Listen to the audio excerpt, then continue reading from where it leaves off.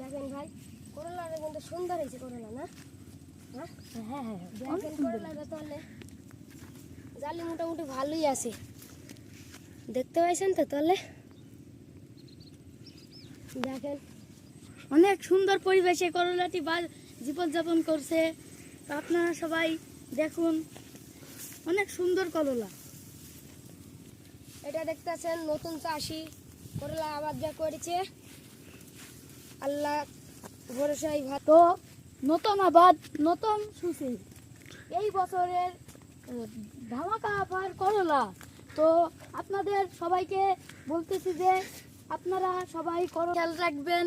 তাছাড়া এই যে করলাগুলো দেখতে পাচ্ছেন, এই করলাগুলো সবই মানে একদম পরিষ্কার করলা। তো আপনারা সবাই দেখুন, একটু ভালো করে দেখিয়ে দেন।